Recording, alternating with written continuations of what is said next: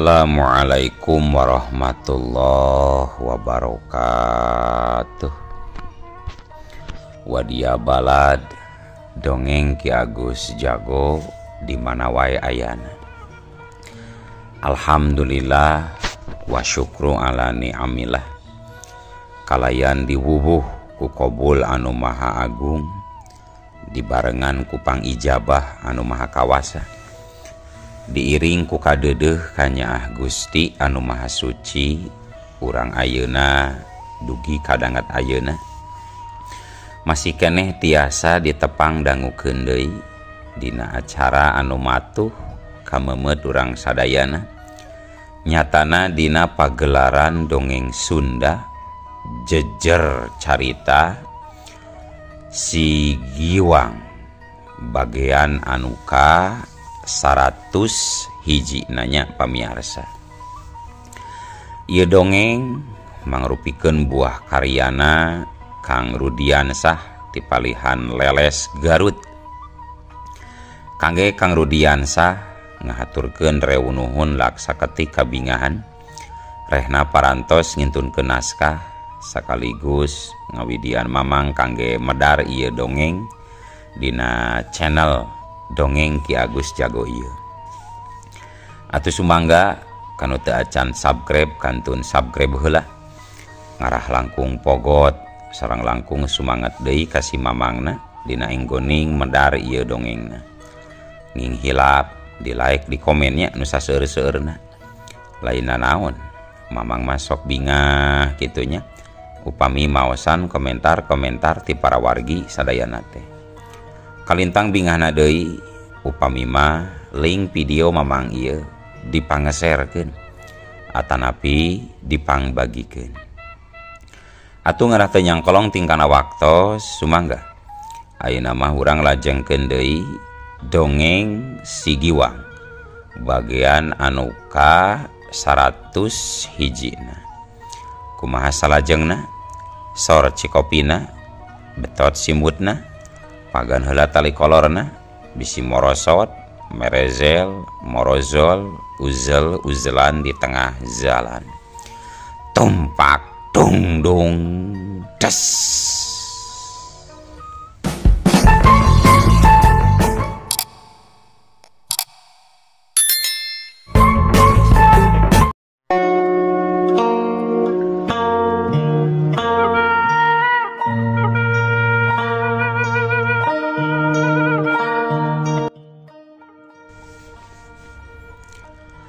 Para wargi sadayana, gancangna ieu carita harita anggota Karaman terus marulang ka tempat mukimna bari ngagotong Ki Congcorang anu masih nirisan maneh awakna, dituturkeun ku Jaka Satria jeung Nyi Ebah anu kasandingan sukmana Si Giwang. Sedangkeun raga badagna Si Giwang jadina teh dipapanggul we ku Jaka Satria. Harita kabeh geus narepi ka tempat tujuan. Wanoja-wanoja anu dikurung kabeh dilalupaskeun. Ki Congcorang untung teu tas tarung ngalawan jalema anu kejem tindakanana. Ukur ngagibrig nirisan sorangan pangaruh tina ajian banyu panglumpuh anu ku Si Giwang dipetakeun. Lamun seug Si Giwang niat tandasa geus binasa, ngan tapi Si Giwang teu niat ngabinasa jadi ngan ukur ngagibrig wungkul. Ki Congcorang sanggeus ngarandapan kajadian rubuh ku musuh mah jadi leungit kagaranganana, malah jadi someah jeung janji arek terus babalik pikir sarta ngabubarkeun anggota Karaman pucuk rawun sina milih jalan hirupna masing-masing. Sanyana mah kula teh geus lila hayang babalik pikir teh, tapi ku cara aya jago anu bisa ngarubuhkeun kula. Akhirna kacumpunan oge. Nun pisan Jaka, anjeun geus nulungan kula. Ceuk Kicong corang bet nyarita asa ditulungan. Sabab jaka satria lantarana anu bisa dirina babalik pikir. Syukur ari Kicong corang sadar mah tina kasalahan anu pernah dipilampa. Anjeun rubuh lain kukula ku si Giwang. Tembal jaka satria. Ku teu sangka sugan teh lain si Giwang nu tarung jeung kuring teh. Ceuk Kicong corang bari ngareret ka palebah si Giwang anu geus aya deui dina raga badagna. Si Giwang unggek bari seuri terus nembalan. Nyamang ngan syukur we ari emang bisa sadar mah kana kasalahan euy. Jeung sabisa-bisa mah ngaran teh gantilah ulah Kicong corang ngewa euy. Tembal si Giwang. Ngaran kula nu asli mah lain Kicong corang Giwang. Eta mah ngan ukur julukan. Ngaran kula nu sabenerna mah Dahlan kitu tah. Nah atuh make jeung ngaran julukan teh anu butut mang. Pedah awak mang begang kitu rengkung kurang dahar. Bener pisan kitu Giwang. Kula make ngaran julukan Kicong corang teh puguh menang ngaranjingkeun kana kayan awak kula anu begang. Nyebah kadenge ngilumairan. Ayeuna kuring tiluan arek indit. Kadenya ulah nyeun deui kaributan di mana-mana ki mun teu hayang ngarandapan cilaka. Ceuk Nyebah. Janji. Kuring janji moal deui Nyebah.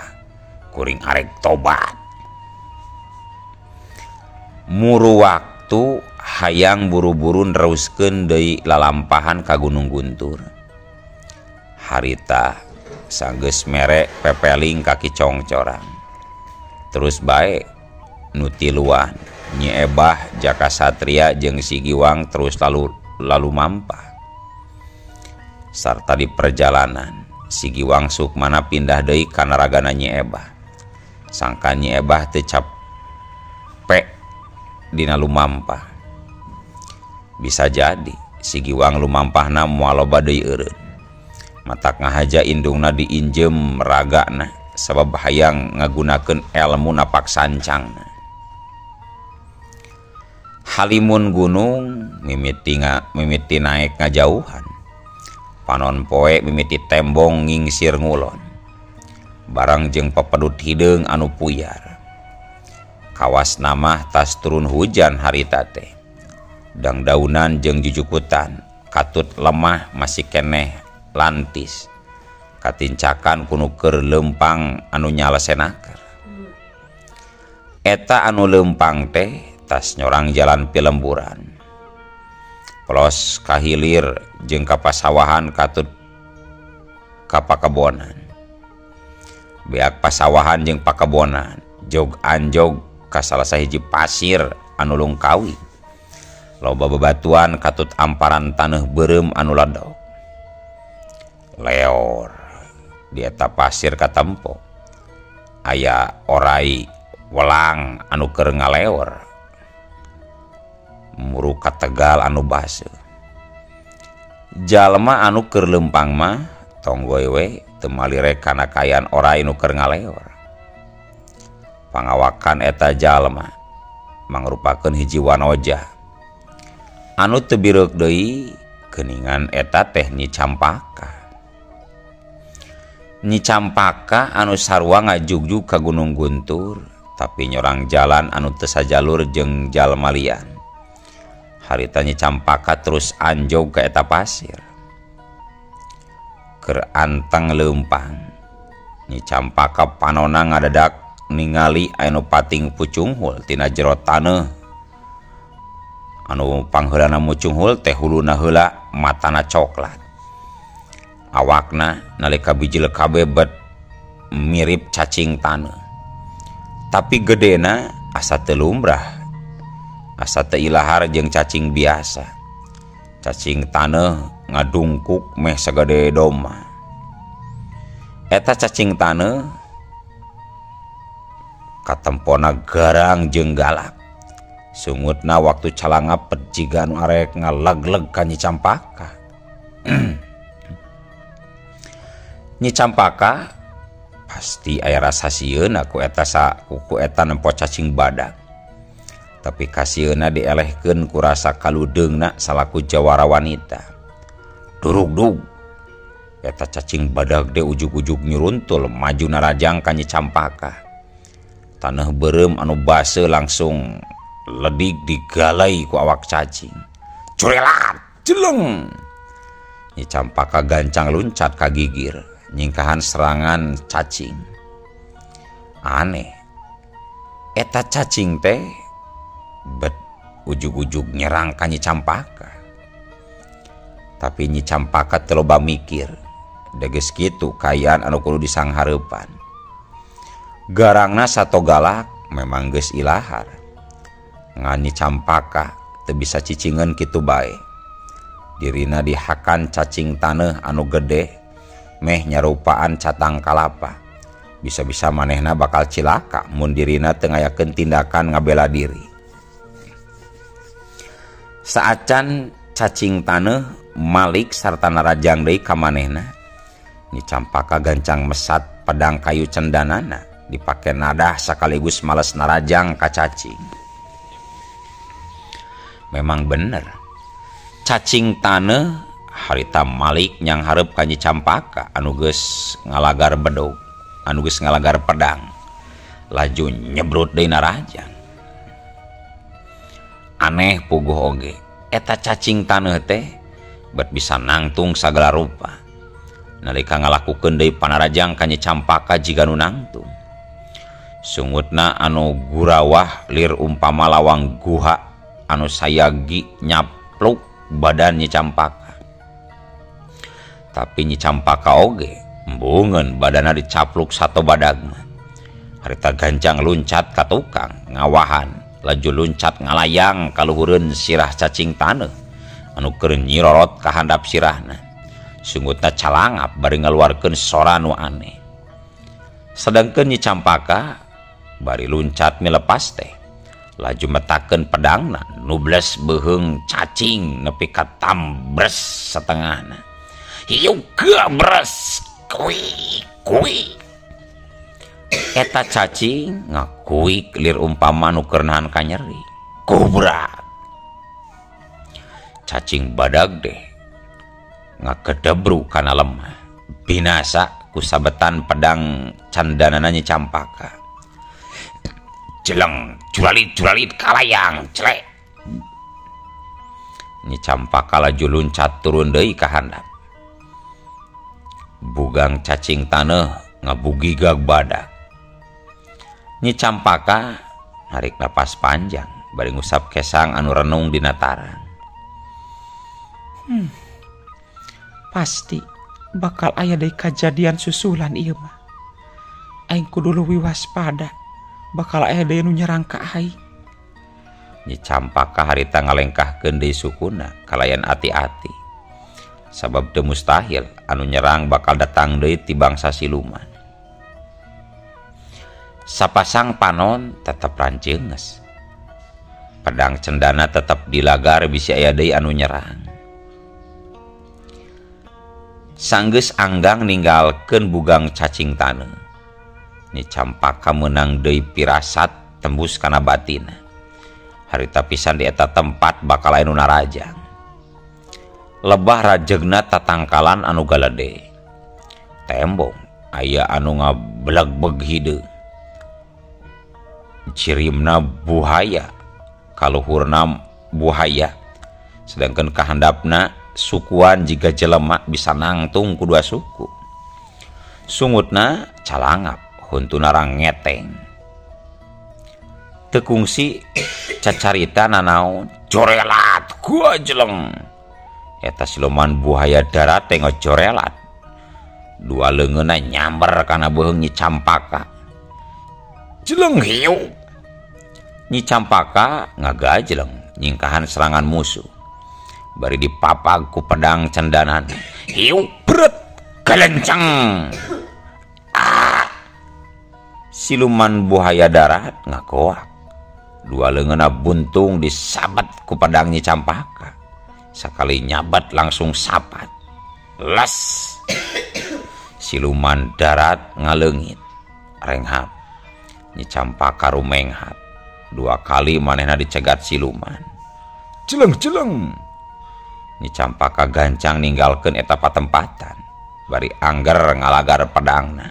Nyorang jalan anu leuwih rumpil. Sabot keur kitu, jeleng-jeleng. Lengkah Nyi Campaka aya deui nu megat. Ieu mah ku siluman anu marake baju hejo. Pepatanana marake karembong koneng. Eta siluman teh aya opatan, pangawakan wanoja tapi jaranggotan. Tiap nu ngahadang geus pasti langsung ngayakeun serangan. Teu make tatapasini deui. Tuluy pating salebrut narajang ka Nyi Campaka. Hiu-hiu. Karembong anu opatan dikebut-kebut ngarah badan Nyi Campaka. Panarajang ti opat lawan gancang diimbangan ku Nyi Campaka ku ngandalkeun kabinekasan ilmu silatna. 180 derajat Nyi Campaka badana tembo ngabelesat ka luhur beri muter di antara samberan opat karembong anu rek ngagulung kana badana. Pedangna tetep pageuh dina cekelanana. Jeleng kalayang wer plos-plos red. Rat. Opat karembong teh pabelit jeung karembong baturna. Nyi Campaka ngapuralik awakna ka handap bari nyirorot. Marangan tungtung pedang anu siap dipetakeun ku Nyi Campaka pikeun dipake males narajang. Siluman-siluman anu nyerang ka Nyi Campaka mangrupakeun susunan rarancang Nyi Wisik oge Nyi Hurik anu mingpin pasukan siluman wilayah Papandayan pikeun ngahalangan sakur jalma anu ngambah pikeun nuju ka Gunung Guntur. Sahabai anu ngaliwat ka eta tempat pasti bakal dihadang kebat lampahna ku para siluman. Opat lawan Nyi Campaka diantarana anu terus ngarangseg. Tang tue ku Nyi Campaka oge teu diantepkeun kitu bae, gancang dilayanan. Hiat! Pedang cendana lir umpama aya mataan bisa ngudag ka mana corelatna badan lawan. Corelat jeleng hiu gabres. Cerit. Lawan Nyi Campaka anu ngarangseg kadenge terus ngacerit sabab pigelang leungeunna buntung disabat ku pedang Nyi Campaka. Anu tiluan deui teu narima baladna dibinasa. Laju jungjeleng laluncatan ngahurup Nyi Campaka. Nyi Campaka salaku muridna Ki Bongsang. Bisa disebutkeun geus masagi pangartina. Cukup pikeun ngungkulan tilu lawan sakaligus. Lain bae bisa ngungkulan sarta nyingkahan kagarangan panarajang ti tilu lawan. Tapi Nyi Campaka bisa jeung ngabalesna. Hiji-hiji pilih genti pating celerit binasa. Kasabat ku pedang kayu cendana Nyi Campaka. Malah sirahna aya anu terus ngaplek meh buntung misah tina badan. Curelat jeung geus kieu bret-bres. Ceras. Les. Dua pasukan geus gugur tembus kana batin Nyi Hurik anu langsung ka hudang amarahna jeung kapanasaranana. Sabab lantaran tetela aya jalma nekat tur mampu ngabinasakeun pasukan siluman. Tapi Nyi Hurik oge kudu muji dina jero hatena. Sabab tina sabaraha urang jalma anu kungsi ngambah ka eta tempat teu anu bisa salamet. Di antarana mun lalaki terus dibinasa, kadang dihakan hirup-hirup ku cacing badag dea. Mun awewe anu nekat dicangkalak dijadikeun anak buah Nyi Wisik. Tapi mun seug tetep ngalawan kapaksa dibinasa. Nyi Hurik gancang marentah siluman begu pikeun ngalakukeun hiji tindakan pikeun ngalumpuhkeun Nyi Campaka. Cukup lumpuhkeun bae eta manusia. Bawa ka dieu hirup-hirup begu.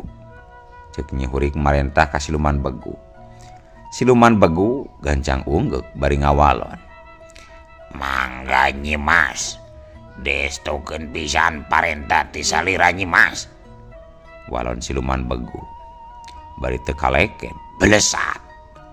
Cirimna ngabelesat murut tempat anu memang sakuduna dijugjug ku manehna. Siluman Begu anak buahna Nyi Hurig minangkana anu pinunjul elmuna. Harita jirimna ngabelesat ngemban tugas ti Nyi Hurig. Nyi Campaka lumayan ngerasa capek tas taruh ngalawan siluman-siluman anu nyerang ka manehna. Eta kajadian teh mungguh di luar dugaan manehna. Teu disangka ti saanggalna bakal pikitueun. Nyi Campaka ngahulang sorangan. Terus diuk dina luhur jukut garing bari nyerandekeun awakna kana tatangkalan gede. Mangsa ngareureuhkeun kacape. Bakal nepi moal kitu aing ka Gunung Guntur. Cek Nyi Campaka terus ngagerendeng ngomong sorangan. Mudah-mudahan Cek Ebah mah jeung anu lian geus narepi ka tempat tujuan. Kalayan hasil ngapi milik kembang ganda pura dina mahkota tur pada saralamet. Cek gerentes deui Nyi Campaka. Jeleng kolebat, cilegedeg, segro. Keur anteng-anteng ngalamun ngadadak hiji cirim anu ngolebat pancuh bari sesegrop. Kaget campur waspada. Nyi Campaka gentak nangtung bari mesat pedangna deui laju saega diri. Sabab yakin anu datang teh mangrupa musuh anu kudu disanghareupan. Segro, gua jeleng jorelat sepupu kieu. Nyawe tekung silila teh sebrut. Siluman Begu nyebrut narajang ka Nyi Campaka dina gerakan anu cepet. Jeleng gila plos sepupu kieu. Nyi Campaka nalika ditarajang gancang ngacorelat miceun badana tina serangan musuh. Laju males narajang ku pedangna dihembatkeun ngarah beheung Begu. Siluman Begu jadi penasaran. Sabab panarajang anu munggaran bisa disingkahan kudu jadi lawan. Malah kiwari ngadon Malik males narajang ka dirina. Tapi manehna oge geus iatna tur waspada jigana teh. Beheungna jadi sasaran pedang lawan, gancang ngadangheungakeun sirahna ka tukang. Ieu plos. Alhasil sirahna harita jadi salamet, teu buntung misah jeung badan alatan disabet pedang lawan. Barang jeung kitu suku katuhu Siluman Begu ngahantem kana kekemplongan Nyi Campaka antal pisan. Ieu cekuk aduh. Bangkieung daligdeug. Daek teu daek Nyi Campaka terus ngagero kaget jeung nyeri. Alatan kekemplonganna dihantem ku cokorna Siluman Begu anu nyedem kakuatan. Siluman Begu tembong seuri. Bangun anu sugema. Panarajangna bisa keuna. Sihungna biji lekot karangeteng. Matak sieun pikeun jalma nu borangan. Jorelat gua jeleng sepupu kieu. Kagarangan Siluman Begu teh aya dina sapasang leungeunna. Katut ramo-ramo leungeunna anu leubeut ku kuku-kukuna anu paranjang. Alatan cikeneh kabeunangan kekemplonganna ku tajongan dampal suku lawan. Nyi Campaka terus ngaronjatkeun pangabisana sarta kacepetan gerakna. Jorelat jeleng kolebat. Nyi Campaka ngolebat jirimna katukangeun badan lawan. Hiu huk semu. Pedang kayu cendana dipetakeun deui dipake nekuk punduk musuh. Tapi punduk musuh lir umpama aya mataan bisa nyaho kana ancaman bahaya. Harita leplos. Pedang Nyi Campaka nyamos ka tempat kosong. Lantaran musuhna kaburu ngelokkeun sirahna ka handap. Malah sabalikna Nyi Campaka harita ampir we cilaka. Beuteungna dijebol ramo-ramo leungeun musuh anu bari miceun serangan lawan jeung ngelok ka handap teh. Langsung malik ka tukang sarta ramo-ramo leungeunna metah. arek ngorowot beteng Nyi Campaka. Kabayang mun seug Nyi Campaka cileureun geus pasti dirina bakal cilaka. Ngan untung Nyi Campaka masih waspada sarta rikat ngagajleng ka tukang marangan kuda-kudana nu robah saeutik. Leungeun Nyi Campaka oge teu cicing, gentak metak ngahembatkeun pedangna ka handap ngarah kana pigelangan leungeun Siluman Begu. Jeleng saukiu. Tapi Siluman Begu oge rada pinter tayohna mah. Gancang narik mulang leungeunna ka tukang. Sarta suku katuhna metak pikeun nyapu kuda-kuda musuh sinarubu. Ngan Nyi Campaka oge ngarti kana maksud lawan. Gancang ngacaulkeun awakna ka luhur bari metakeun deui pedangna. Diarahkeun kana sirah lawan anu keur deku hareupeun. Siluman Begu masih teu cileureun. Gancang ngakilekeun sirahna ka gigir nyingkahan pedang lawan anu arek narok sirah. Ngan orokaya aya sirahna anu salamet tapi tak-takna dewol kasabet pedang lawan bijilan geti. Jeleng hiu gilek plos jeleng sauka beres. Siluman Begu kadenge ngagero tarik bari nyekelan tatuna anu dewol kasabet pedang lawan. Kulitik korejat. Harita Siluman Begu gulitikan awakna ngajauhan lawan bari gentak ngorejat nangtung napasna mending ngahega. Tapi nalika keur kitu atuh ari ujug-ujug eueuh waktosna kabujeng seep wadia balat dongeng Ki Agus Jago. Keun atunya ieu dongeng teh urang cekapkeun we heula dugi ka dieu. Insyaallah enjing pageto baris dilajengkeun deui. Atuh ku kitu ku kieuna mamang sajamit mungkur amit mundur ti payuneun para wargi sadayana. Hayu Assalamualaikum warahmatullahi wabarakatuh.